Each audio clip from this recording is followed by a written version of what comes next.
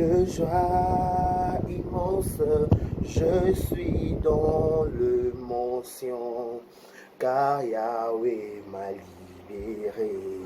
Je suis dans la joie, une joie immense, je suis dans le mention, car Yahweh m'a libéré. Je suis dans la joie, voilà, une joie immense, je suis dans le mention, car Yahweh m'a libéré. Voilà, Yahweh m'a libéré, Yahweh m'a fait du bien. Si tu es compté parmi les vivants de ce jour, de ce mardi, je crois, 8 août, disons merci à Dieu, disons merci à Dieu, disons merci pour sa bonté, pour sa miséricorde. Il renouvelle encore sa bonté sur nos vies, même si nos erreurs, même si nos péchés, même si tout ce qu'on fait de mauvais ou mauvais, mais Dieu a la honte à compter sur ce parmi, va sélectionner, tu vas vivre mon colalelo. Moi je dis merci à Dieu parce que c'est n'est que Dieu qui peut faire ça. Donc je dis merci à Dieu, c'est pour ça que j'ai commencé à chanter. Je suis dans la joie, une joie immense, car Yahweh m'a libéré, car Yahweh m'a donné la bonne santé, car Yahweh a révélé sa bonté sur ma vie, car Yahweh fait que j'écoute, car Yahweh fait que j'attends, car Yahweh fait que ma bouche parle, car Yahweh fait que mes pieds marchent, car Yahweh fait que mes bras balancent, quand Yahweh fait que ma tête tourne, quand Yahweh fait que mon ange fait comme ça, tourne à gauche, à droite, ici.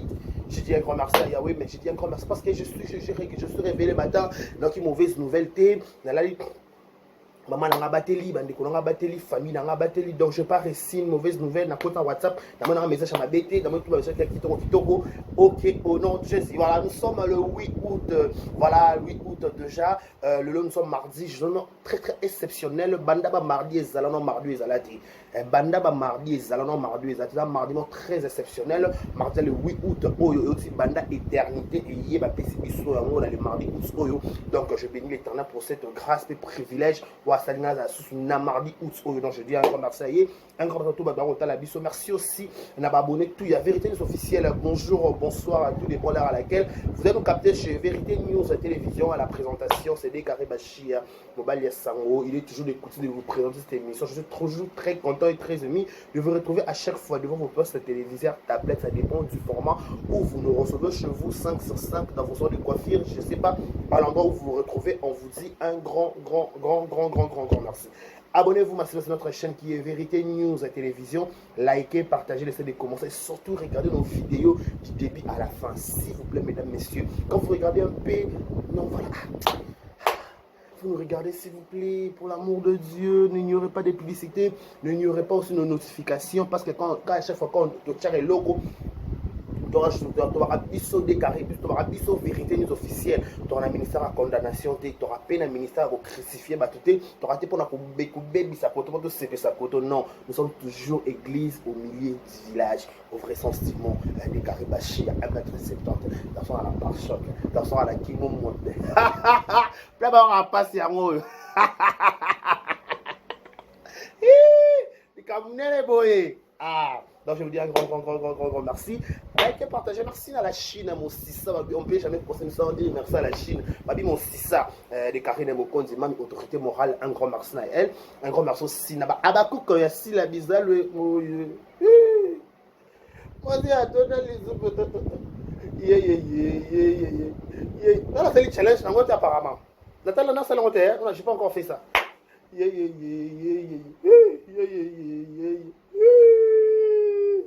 Si la bizarre le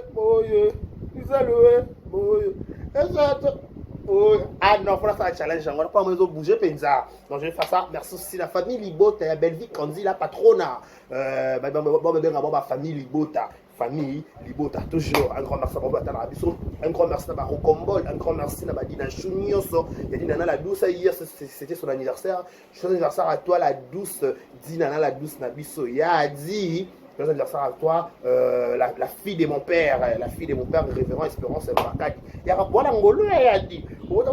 Papa. Oh non, quelle grâce. Voilà, un grand merci. na bango pe badina chou bato tout balingaka biso les officiels je crois ba Gaulois papa Hervé Gola ba Gauloise ba gladiateur pourquoi pas aussi na mon pe ba warrior il a fallu pour pas un grand merci na bango un grand merci na ba spiritas il y a hérité Totori na Tembe ba spirita un grand merci na bango un grand merci aussi na ba tout ba villageois ya Fabricas ba tout ba fanatique na ba musique tout on vous dit un grand merci pourquoi pas aussi ba catiniste les choses bien na ba catiniste pe bazalaki bi bazalaka catiniste azawa bataleke chu panda ipa botama na utso ba université moi ebele ipa botama na moi oyo donc voilà. Donc là, voilà, un grand merci de tout. Je donne merci à tout le monde, autant les lots, que du bonheur, que longévité, prospérité sur votre histoire, que vous prospérez à tous égards de la part de deux Karibachia, Mobali Yassang, on soit 1m70, on a la parcha, on a la Kingo Mwambe. On a Penzamboy. On a Boye. Non. Boye, Mambouza. Donc voilà, merci. Nous sommes condoléances aussi le plus attristé dans ma famille, tout bazar éprouvé. Oh, Babou, ça va être cher en Abaro. Nous sommes de cœur avec vous. C'est pas facile que vous ça. Voilà, je m'arrange d'abord. Et nous sommes en Abaro, Kamboua. Je disais que nos sincères condoléances le plus attristé. Dans ma famille, tout bazar éprouvé. Babou doit être cher en Abaro. Nous sommes de cœur avec vous. Je sais que c'est pas facile que vous sa maman, que vous sa papa, que vous ça premier degré, topé mobile, topé moi sinayo. Donc nous sommes de cœur avec vous. On dit quoi? Loin des yeux, près du cœur. En fait, au nom de Vérité officielle, au nom de Décaré Bachia et toutes ces personnalités, nous vous présentons nos sincères condoléances le plus attristé à toutes les familles qui vont être chères Nabao. Voilà, on peut commencer, on peut dire, on va parler de quelque chose qui fait la de l'actualité. Je numérerai d'abord avant la bandango. Tout le monde a yokana bino, ou je donne piste. Laissez-moi déclarer comment se positionne matin à Miraïsa. Mais jusqu'à preuve du contraire, non, ni pensa te suis éclairci. Non, pas tout éclaircissement concernant comment ça va se passer. Mais je crois pendant ce 2-3 jours, pour avoir information, pour avoir précision, ceux qui m'attendent, je ne sais pas, par exemple, donc bref, il y a beaucoup de choses qui se passent tout autour, il y a ces dossiers. Mais aujourd'hui, d'abord, on va parler de cette affaire. Tout le monde qui est lobby sur les réseaux sociaux, ça fait buzz en fait. Tout le monde dit, tout le monde donne son point de vue. Je m'aimerais écouter ensemble avec vous le propos. Il y a Naomi Ngolé là. Il y a un propos, il y a Mobali, il y a ex, il y a Niwelo. Je dis toujours dans ces dossiers pareils, c'est un dossier très très sensible. Il y a un dossier à Libala, il y a des familles Vanda. Tu peux te solo bateau va passer la mbongo. Donc Naomi Ngolé la femme mariée. Je suis surpris. Il y a que Naomi Ngolé la femme mariée. Donc la femme mariée na illégalement. Ce qui se passe que Naomi Ngolé la boti. Est-ce que tu as une explication? On aurait même à quelques minutes. Tu as dit que les cas ne sont pas essayés pas dans votre PC beauté. Tu as essayé ensemble avec vous comment c'est passé, pourquoi Naomi a divorcé, pourquoi Naomi a quitté en Afrique du Sud, pourquoi toutes ces questions là on va trouver des questions, on va trouver des réponses na ba propos na bomba to émission qui lobby pété mataki ibélé pété na YouTube. Moi j'avais pas de charge, j'avais pas moyen que je tourne les dépenses d'électricité là où je me retrouvais. Voilà. Aujourd'hui, quand on a trouvé l'électricité, on a chargé notre téléphone. On va écouter ensemble avec vous. Comment ça s'est passé, comment Naomi s'est retrouvée.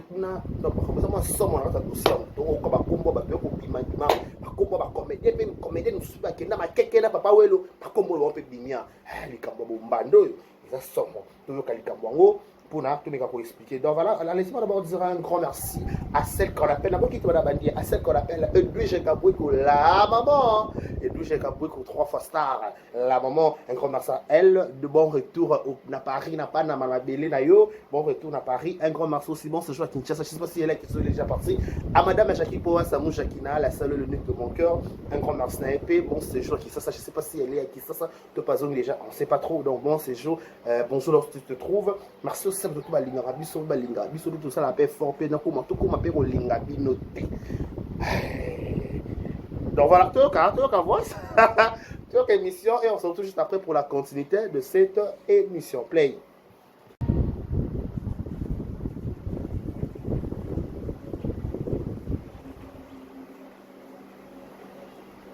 Allô?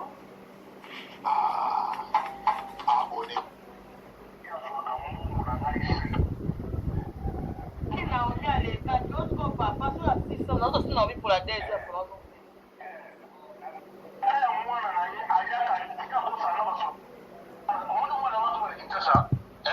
Oui, papa. Oui, papa.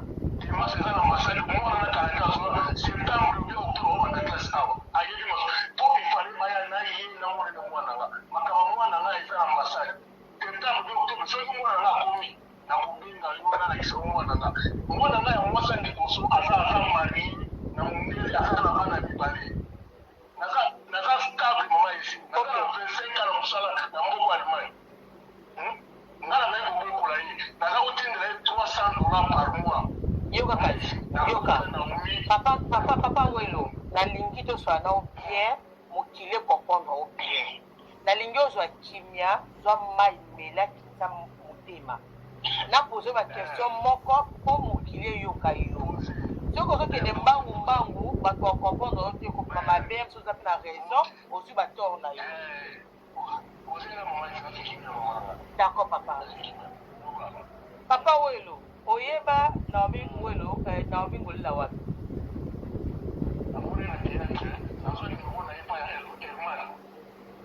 Obenga Herman Kasongo après son numéro na ye. Herman Kasongo après son numéro na ye. Ouais, ozaki na mwasi na ndako to aki célibataire. Na divorce depuis 2014 na mama bana ngai ona ebisaki yo. Depuis 2014 olingi na bamikana divorce na kotindela yo na tindela ye ezaki na allemand a traduire na français amona kinata na divorce. Ali makambo na zo ba mama. Nazo bana na bana nzambe. D'accord. Ok, d'accord. Bolingani na ye. Quoi qu'il y a j'aime pardon s'il vous plaît. To like là s'il vous plaît. Et bolingani na ye. Bon ça na on téléphone, il y a na photo na Kinshasa. Bongo hein? Oui. Oso la na téléphone et celle qui le programme qui Kinshasa, pour quitter Kinshasa après on comme la Kinshasa, expliquer sur comme la Kinshasa. OK, maman c'est nga pas la Kinshasa. Na zalaki na kupina nga komuli zalaki faki. OK. Naomi aloba na ngai na kozelo na brasa na munga nakoma brasa nakiti kopi na ngai azalaki na brasa tokatisi Kinshasa bonga aza na mokanda ngunda nakokita Kinshasa te ozokima namona boma otokuta nakomi na Kinshasa tokovanda bona leki na ngai aza soda tokosola nga naza na mwana mwasi mwa teatre na lingai me namika nakobi ngai mamasi na be ngai pame 5 minutes Naomi akoma ok akoma tondi kosutolola nakana nzala asomba biloko alia akei na poko aye kosunga alali epa na nga okomi na nga oyo nakobi na bazali na Kinshasa fato akomi mwa mandeo nga so nakabwana mwasi na nga poto parceke nakota na Kinshasa nga basala mwasi na nga mabe tokomi na ye ntango nalingi nazonga mama esi landanga bien toyoka o très bien loba bien toyoka abi na nga bikelo abi na nga tokende nga bite na na mbongo te etikala Naomi a insista otokata ka braza na bina na mbongo te tokata naye na bwatu na butu mbula ezobiso na kati ebale tokomi braza ti tolali jour moko lobi na ntongo nango nga na voyage natikeli hotel wana bikakuta na bandeko na ye nafuteli chambre ya 5 jours nga na tei nga na ye butu tobandi kosolola nayebisaka ye bana na nga mwana kini nde nayebisaka ye te limbisanga nakotela kosolola na mwana mona opoko osala ebonga bite na mwana mona kini akomokende mpa na biso akomi na contact na mama na nga tobandi nga na bi mpona lakisa keno touchise mama ete ta nakomi na poto mpona lakisa keno naza kwa motu moko na serie nasala teta sida na tindela Naomi nabi mona vi na nga na menaka ntango amoni abanga pokotina elongabi te nalakisa keno naza serie naza na zala mobulu te atina ete eza sida tobandi kosola na mititi natinda ye na ambasade akutana na consile ya ambasade allemagne natindela ye pape na ngai bayebisi ye mpo kobalana il faut osala cour ya allemagne ya 3 mois après bosali mariage civil Ok. Aye abenginga. Nasa kunakuza kuna ujiongo utana masali. Nasa ujiongo wao. Ok. Utana masali. Aye bisina ngani koke. Mefuta na kuo. Ti to baninga na. Lokuna tolinga na linga bwa na omi. Kuta mwana batungaji na kulinga na bala. Acha ubala ngabi. Na koke. Nasali nini? Nasali predot. Ok. Ok. Quand vous allez à predot, maman n'a pas dit qu'il y a une félicite. Ok. Ok, azara déjà convive na kasomo ko ngomo na tizi azara na bandana. Ok. Mama, kama azuli nga kasona tizi ayaka tina kauka. Azola na omi na ndako ngana pesa mungu tizi wana. Azola na omi na ndako wana. Ok. So mama na kimolu, na ndako na malu. Azola na omi na ndako wana. Ok. Mama, omoni pa na yeko bana na kamukeni. Mukulu leki na ngatenda akuta mabita mwana na omi lisofimba. Leki na ngata. Komisho mundu na mazo vanda lungola yao. Mama, nazo mungu wa garanti na tini la ye. Na umia rubana ngabi papa, lo rubani nzamati na yupana nga. Ako mina kauka. Mama, ezaki vantante na yitala na umi. Parce que ndaka zanaye kufana ezaki ndaka biende. Mwana papa na ye afinga na umi. Olala kananda kumakuruli. Ndozo na kanti makuruli banda. Ok. Tozo. Nazui ndako na kauka mama. Na tini nzambazo ngana haki mbangiste. Nzambazo kanga. Oui. Nakina nkamba. Ok. Natindela na omi $300 par mois. Moi, comme on a solo. Ce qui m'a dit, abanga kanzambe ya solo, mama ici. Oui. Ako répondre comme moi le bina. Ok. Natindela na omi $300 chaque mois. Chaque mois. Ok. Tu vois, il fallait ça la cour. Ok, Naomi azo tromper na mibali. Ok. Tata ya mwana na ye ayaka tika ko sala ba so deme ayaka tiwana. Ok. Naomi azo sala ba débauche. Mon colonel Maresa camarade Naomi a débouché. Oh, c'est la m'appelle Sima, pardon, s'il vous plaît. Attends, pardon, papa, où est le Maman, ici. Moi, je n'ai pas dit Naomi. Ok. Maresa camarade Naomi a débouché. Maman, ici, à Moula, à l'hôtel, Naomi a sur la tisi. Alors, les Nazana, les Nazana, on va tisi. Désolé, qu'il a eu. À quoi débouché la garçonne. Ok. Mais maman, elle a son bon bas pour le bilan. Aye kokoma na lesbienne wana Joël akabelaki mbanga na mboboye ya jeep mbongo na nga yango na mazo konsera mutuka wana. Ok. Mama natindela na $300 avant de commencer le mois nous on a tindé sur 50. Ok. Rentrée scolaire ya mwana na ye chana ngamu mwana na ye kutu ya kuta tata na ye atala elokuti mwana na ye alobana ngabi papa oyo sala mpona nga papa akutanga asala kanguti. Ok. Mwana wana nalaki so natindi le basket ya mwana nanga mwana na te basket tablette oyo ya voisin nango na fungicide nasomela mwana na ye me ya mema na fungicide kutu yango mibalo obimaka na bakosomela tablette te. Ok. Nasomela mwana na tablette ya valeur ya $250 mibale ya mwana nga moko ya mwana ye moko. Ok. Ti ntango amoni donc abandi ntango président na ye ake bazwi hotel na ye makambo ebandi wana. Là, les là, Joël. Ok. Quand la a sauté dans la 2019, maman, moi c'est après 2 mois qu'on parle. À beaucoup de gens dans l'Afrique, comme on l'a dit, à Zambie, la Belgique, à ce qu'on passe. À fin, la famille a garçon, la famille a pas laissé la garçon. Ok. Igor, comme on a Igor, tout c'est maintenant la Belgique. Igor. Avant un hôtel, une semaine. Naomi a fait un bon matin à Ozo Makita, ça fait ici. Kaka ngayo na futi na finalité azui avion azui Kinshasa. Ok. Ngai kaka oyo. Ok. Na zone oyo Kinshasa mama makambo bandi. Leki na ngai azalaka na Paris aza pasteur. Kombo na ye so mungu. So ko mukiye ka biso numéro na yo akoyebiso makambo. Na rubenga ye. Ayebisi na abi la vie. Nzamba la kisinga mwasi na yo. Soki atrompaka yo te aza na misala mabe. Ok. Moko na ye Daniel auti kukufa auta bandu na soda. Bavanda kwenda mama na ye na omi azokota abi aviro. Mwana na ngo babebisa ye na tata na ye aza na misala mabe. Ok. Tata na ye siko noko tanga lingana na makambo na mama na ye afini. Siko mama na ye makambo ata ni bandi. Ya so mama na ye azokosa ngaki no famille na ye bayebi makambo. Ok.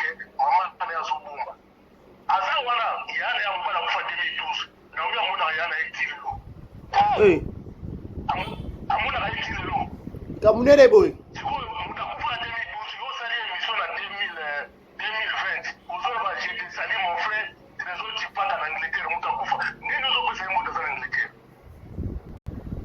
fou déjà ozomona ale sikoyo ngai leki na ya Afrika po Afrika tozalaki nebi na bapire ye moto azofola atowelo ya Naomi azanga préservatif na koti na ye te wana leki na ye motasoloba na nga mosa libala mama yese abi ya Naomi azanga préservatif na saki na ye te mobala leki na ye bongo na ye sorta anaotanga na bakombo mama ayebisinga tonto welo ya Naomi azolala na tata moko boye na gb akendaka 22h azoyi na 5h abika fungula porte femme mariée mama yese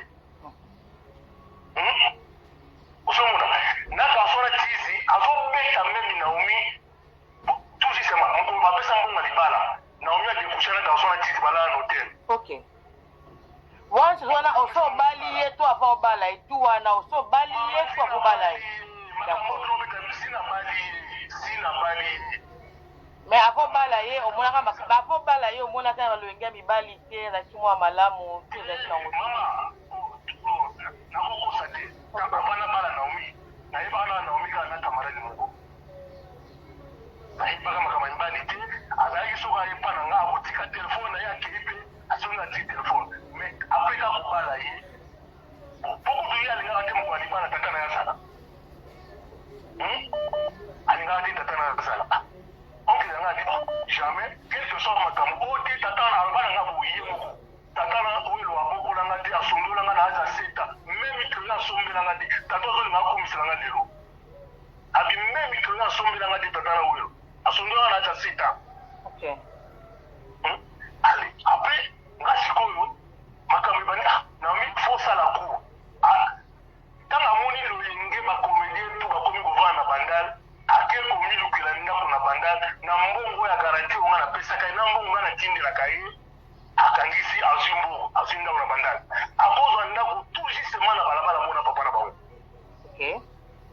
donc sikoyo garçon Alex ya balokisaka na pusete akotiaka foto na ye garçon na bakomi obima na Naomi ayaka na kini soki aye na kini baosala ba 2 semaines hotel femme mariée mama yesi femme mariée après ntango bayokende église bakendaka komparaza na leki na ye bazosambela onction ye ndenge omoni akoyi batie micro abandi koloba na papa nazoloba na kati na ye nga nazalaka jour na miniki nakotika bakarton biloko na ye leki na ye abika bengi abito makambo eleki kuna ya somo papa jo azoloba na kata nzoto ya Naomi akali kodonga bi yo abika yo masengo yo moto memi Naomi akomona Naomi aza mwasi nanga na bala ye na ye koya kin paster wana komona ye diba aza na kasavu na dibaya aye kobenga nga na kepa na ye abi omoni yo ndenge ozali tata wana kolinga yo jamais parce que yo oza mbanda na ye yo obala Naomi na moi ye abala Naomi na butu epuis ye moko aloba mokolo alela jour ya mbonga libala alela parce que tata na ye abala ye na butu abali na butu aye kobalisa ye na moi mais un jour un certain dimanche na 8h ye avanda na bandal mama yesi amona bango na masina bango mibale na tata na ye na kata ya tube na rep 4 bautaka wapi point d'interrogation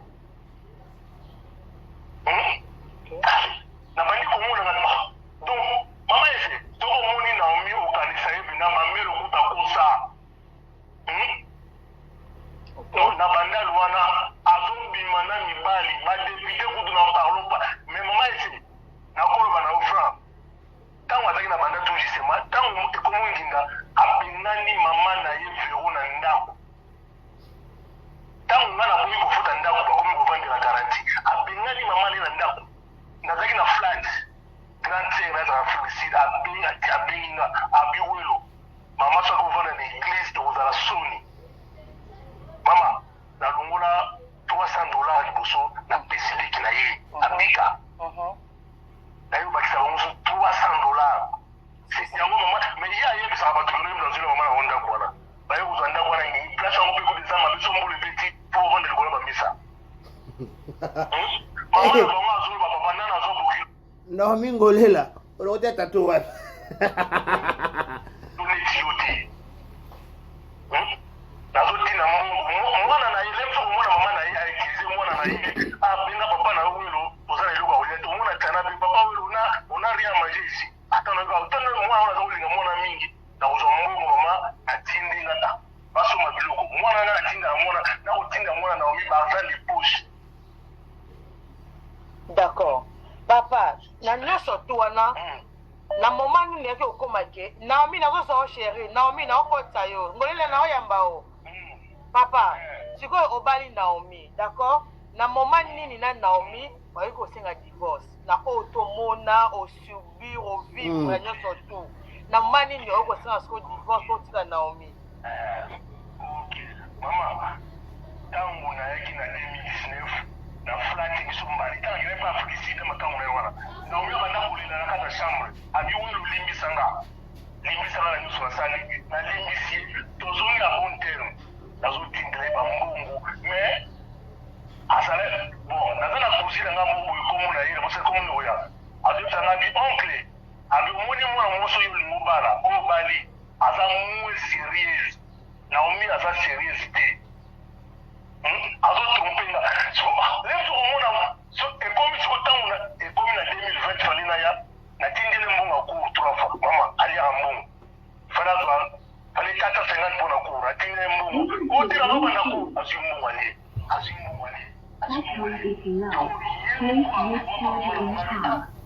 mokolo atutaka bato na moto atuta 3 wiwa na kati ya bawewa atutaka moko komozaka kabea ye moko ayebisa opesi naza na voice ya opesi abinanga misi mwana mwasi oyo aza mpenza na misala mabe alobinanga bi makambo na eza spirituel soki azosokola elika tata na ye paretaka na kati ya douche mama esi nazobanga nzambe azoyokanga kaza liboso afuta papa simokima okengani nzambe azoyokanga na kotinda voice ya opesi wana alobi soki azotambola papa na ye elili na ye landaka naza kuna bavoice na luki mama na ye ndenge alakelaka tata oyo abikambeya abokola bana na nga te azonyokola bana mama na ye aloba na bandeko na nga bikeno Naomi balongole mayele wana mama na ye tozakosona mama na ye abi papa Naomi babebisa ye ntango azokende délivrance pa atipa na diba akima délivrance sila te ngolele na ozo chéri otala ngolela ho kasi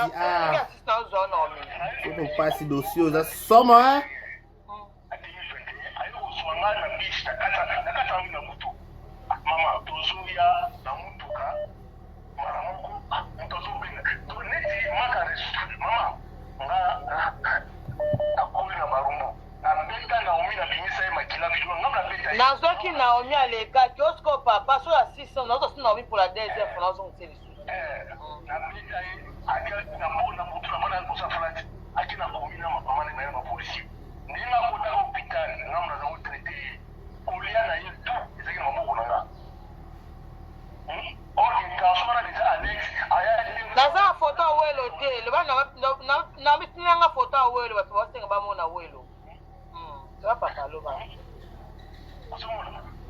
mama ebandika tuni azoni ekushi mama na neti transforma kizi ayaka pena zwi Naomi na mko mama alimisanga mobala leki na ye ngala zo futa metro na banda babila ngai hivi akongo mumi na okala na bila mumi o heri mo ti so na bi mari na kata voiture aparke voiture mu ila zo la Naomi mama isi yuka bilo ni wa ta mo ta libala abi na kata biro mo na zo la ye mama femme mariée mama ni au mona kinoki yango na bala mutu bilima marke ngani ba makamwe mama na ya zo akamungu na ngai sekwa grand sœur na ye oyo dada azo akamungu ipana ngai sek to likambo abi awelo boy na tingi la bango donc na famille abenda mama azoka ngira bango mutima tinza mazoka na bayeli bango muko mimi ya yebi soka zo ngana ndiri ngana soka ye soka la wangani anzama zo lukunga soka wangani ba condition ngana soka ye kawo kana komisa kai ota mama na zawo bigiro papa soki yote yongo komisi na omini ngata d'accord akiri tana komina Kinshasa kanda esala ngai na yebisa ni na odunga bi yebisa tata na yo alata kimunu aya to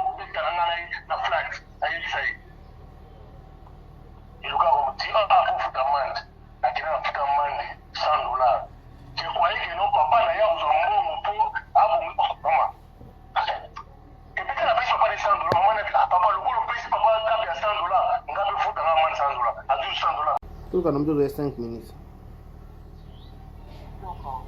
Moi tunazala tubadibili.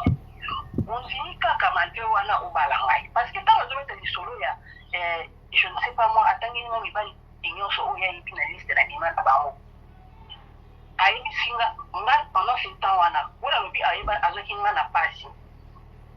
Mais pendant ce temps là nazaki na mutu kana nga. Ni je dis bien mais voiture ya kecho to sera en transport pour pension. Wala ko tabiya Kinshasa to ya Kinshasa na 2019 azoka mona uza na mitu sera ko transformer na ebate. SMB c'est que mes business sont pas à discrétion. Na lwana wana na zonga na mamba libala. Toki na libala. To bala ni bien. Joka to bala ni mbongo yeye na famille. Leza ata na mobali obane na poka ozo sorola. Mwana kata fete bala na bendeza na zoninda. Parce que la déjà une cérémonie ya police. Je suis rentré à la maison. Je rentre à la maison, la benne tout sorola. Et l'envoi est changé. Et puis on a fait c'est le mot moi. Nous avons commis bon on a comme la appartenance. Et bonjour, je fais ça pour blaguer, donc on a blague. Et comme il dit, soit on a blague, soit on est bon, après on a un théâtre, on fait après on a un tournage, on a avant et tout.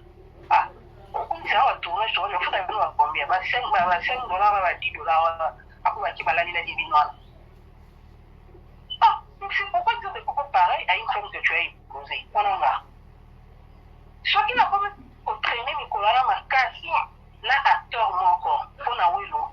Je n'ai pas tourné là une c'est que je couche avec cet acteur. Je n'ai pas traîné là une actrice Makasi, c'est qu'elle a commis les tibiens. Dans tous les sens, là, il faut la zaraka na moto. Voilà, si mes soeurs voyaient, c'est que ma pépé, si elle s'en va, il va le bien tout ce qu'il dit. La qui est bala, la banni na libala. On a le nanda yakao parce que je cite ngaka tsamu na yiki katsamu vite fait ngola na utaki na mabraza bi mashora za kina ndapo ya mnene na katsamu chila za ndapo ne wana katsamu ifena ki ubandi tozo kamaka mo baloba kuna panga na pisina loba naka mukie pa ya dosa libala donc tozo comprend pété toyoka nyoso monte pela bana inga bana nazo kikimu habitué kwa lubanda na yana ndaku to bando pana na lupango mwana ipakata na yana ndaku na kumfutila j'ai pas duré na sala rapoto na kota ndoko na sali 2 mois na ibuelo après voilà yedinga na lubanda aïe na ngai sur le buto trouve la maison moi je vais commencer à payer mensuellement wana mbongo wa garantie ya mbongo na nga ngolela musumu toki na nga eza mbongo wana lubaki eza mutoki na chose mutoki na teta toyo zamba ko juger na lubango na zo gira kango na mutoki na nga adisi mo na garantie sorry mo na garantie na besoin d'argent je suis rentré les petits papiers si dot et comme qui tellement instructé qui nous m'a commis un morceau azana la langage facile on quand on va maman na yeno akofinga siko ba finga bandi ko maman ne wana maman na ko sala ba kindu maman na zo na bino ba fete ya tia yo kan so kwa kwa ngani soko somi la mala nini bwe awe la mbali nini ezaka itini ezaka tout kato ye ina bana so kinche dans la mabe et là tout dans le sujet de conversation on va dire soko nous c'est qui c'est et comme ya kofinga na on va ya on s'en kolo na zamu kono na zamu na kwa nini tout bana na ko sala ka échange des paroles wana s'est présenté auprès de ma femme nous pas moi na 81 s'il vous plaît azongi na kiana na bani na libala na komi komona insulte de qui na ko ba pena za la gena ou de fonga pena wa kofinga ye ba fininga comme ça on s'attend ce qui a fininga na finité de comme zo simbate ti a boda mama na bité ngani na ko meboui na ko kai chuchote na mande ko expliquer maman elle nous chose expliquer maman tout comme dans nos camas va dire donc moi aussi il faut venir qui ça kaka on y a dans musique et tout ça va être autres de loin tu vois bien théâtre ça aussi que maman ouais le m'a pour le théâtre pourquoi tu défends sa cause oh regarde quand il parle à zéro pas vous dans l'attention il faut dire comment tempérer maman prenait toujours sa part au bout d'un moment là maman te vendait pour aller chuchoter la maman on se comprend parce que l'on peut une sanité non on va la zofine la tena ba petit na kimi na bina zo répondre à Afrique du Sud na Afrique du Sud qui pas ya na histoire quand tu en as marre le bac azo benga ya zo singa mbongo quand on a une grande maison ici. Na connais pas ya na na vandi pas na ya. Na vandi na ya na ngati wala ko na tena ya ko bisi na bisa ka welo parce que je voulais la payer. Na ya na mo na ngamu ko. Ya na ngapa ya ndinga pe to vandi pa ya pe teke na ya ki na isa ko vandi te to ba la ko bien na vandi ko ba na ya na ngapa to blâmer na je ne peux pas faire ce genre de choses. Na bengi welo. Voilà, on a pour finir un ndumba, comment on a des couchaka, comment je me lève dans le trottoir, comment. Voilà les gens à la Ouelo.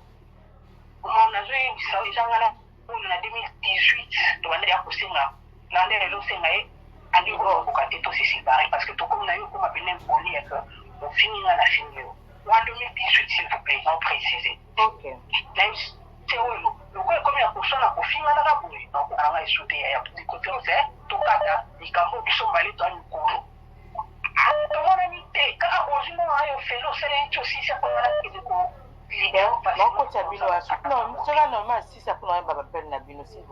D'accord? Non, j'abuse non. Ah si, c'est bon, non, j'abuse non. S'il vous plaît. Narcotica, yote. Welo aboya ko divorcer.